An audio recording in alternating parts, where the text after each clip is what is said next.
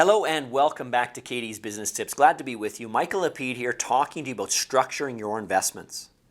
And one of the keys to structure investments we alluded to in the last video is about what type of income you're receiving. Is it capital gains, dividends, interest income? What is it? Now also keep in mind that if you're doing investing regularly in stocks, cryptocurrency, things like that, and you're doing it on a regular basis and you have experience and knowledge and you're doing it every day, it could be considered business income. And that's a different conversation, a different structure. But if you are just doing regular investing, then structuring is key because in an individual's income tax return, it's taxed at whatever bracket that individual is at. Now, capital gains, as I mentioned, have 50% inclusion, so you'll only tax on 50% of the capital gain. And dividends have a dividend tax credit because the corporation paid some of the taxes, and therefore you're taxed lower personally. Now, when it comes to a corporation earning passive income, it's taxed at a much higher rate. It's close to 40% in Alberta. On top of that, you also have a refundable tax that gets on top of that tax rate that's held onto the corporation until you pay out dividends and then it's refunded to the corporation. So planning your investments is so important of how you're going to structure them because we got to plan for the tax. And the reason, again, like I alluded to in the last video, why you would use a corporation to invest is if you have money going into that corporation that's already taxed, instead of pulling it out and paying a bunch more personal tax, you could leave it in there and have more to invest. For example, you have $100,000 in the corporation, and let's say you're going to take it out, you might be taxed 30%. Then you only have $70,000 to invest, whereas the corporation at $100,000.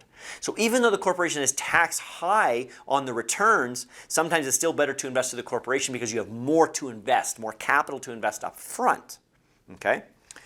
Now, interest income does not really have any benefits. So capital gain and dividends get all the benefits interest income doesn't have. That's why I say use interest income inside your RSPs. That's the best place for it because if you're doing capital gains and dividends, you're losing out on all that benefit in the RSP because you're taxed on 100% of what you pull out your RSP. You don't get in the dividend tax credit. You don't get the 50% inclusion. You're taxed on all of it. So interest income has a very unique twist that it's just taxed at 100% and it has to be planned for to make sure you're getting the maximum benefit.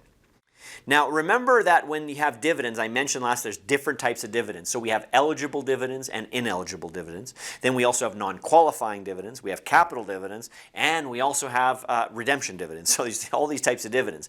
Most of the dividends you're going to deal with is either eligible or ineligible. Eligible are taxed lower. Ineligible or taxed higher, and that's only because the corporation paid a higher or lower tax rate. It's still all the overall same tax rate, but if the corporation pays more because it's over $500,000 net over the small business deduction, then you get an eligible dividend if it's issuing that money outside.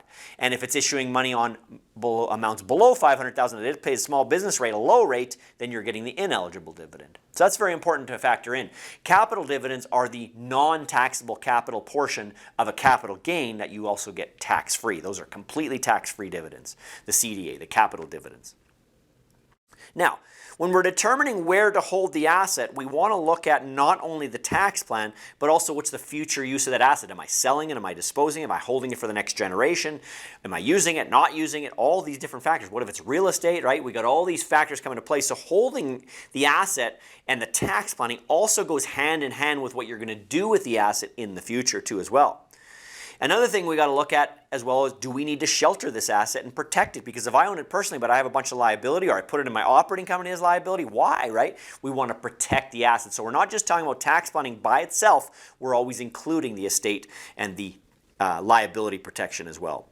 And the last thing about tax planning for your investments is, what is your personal tax bracket? Because again, if you're already in a high tax bracket, then it's not as relevant of where you put the investment, because if you pay in a corporation, you pay a high tax rate. If I pay personally, I'm going to pay a high tax rate anyway, right? If you're already in a high tax bracket. If you're in a low tax bracket, we probably want to use that tax bracket, excluding if there's any liability, but we want to use up those small tax brackets and invest personally.